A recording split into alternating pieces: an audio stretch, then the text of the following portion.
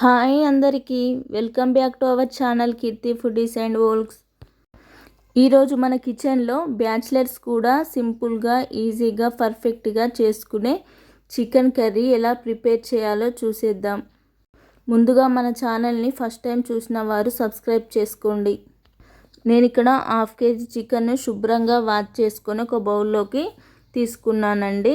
ఇందులోకి రుచికి సరిపడా కారం, పసుపు, అల్లం వెల్లుల్లి పేస్ట్, కొద్దిగా ఆయిల్ తీసుకొని మొత్తం కలిసే విధంగా కలుపుకోవాలి.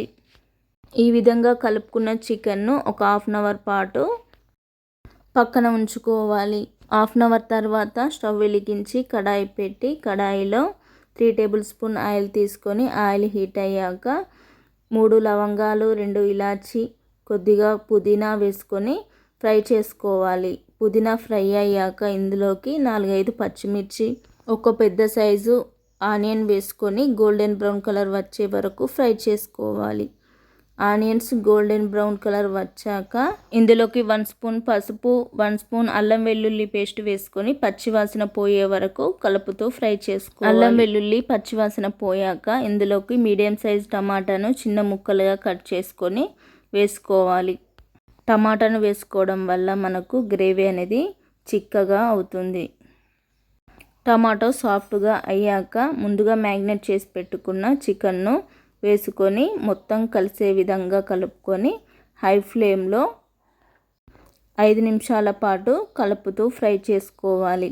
ఈ విధంగా ఫ్రై చేసుకోవడం వల్ల మనకు ముక్క గట్టిగా ఉండి చక్కగా ఉడికిపోతుంది. చూడండి, ముక్క గట్టిగా పొడి పొడిగా ఆయిల్ కూడా పైకి వచ్చింది. ఈ విధంగా ఆయిల్ పైకి వచ్చాక ఇందులోకి 2 గ్లాసెస్ వాటర్ యాడ్ చేసుకొని మధ్య మధ్యలో కలుపుతూ 10 నిమిషాల పాటు ఉడికించుకోవాలి. 10 నిమిషాల తర్వాత రుచికి సరిపడా సాల్ట్ వేసుకొని మరొక 10 నిమిషాలు ఉడికించుకోవాలి. చూడండి, 10 నిమిషాల తర్వాత ఆయిల్ పైకి రావడం స్టార్ట్ అయ్యింది.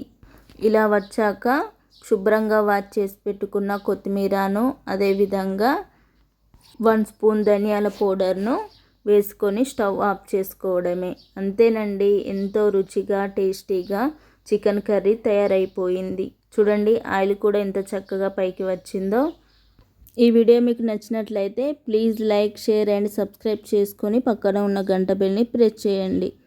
గంట బెల్లును ప్రెస్ చేయడం వల్ల మన ప్రతి వీడియో మీకు నోటిఫికేషన్ ద్వారా చేరుతుంది. Thank you for watching.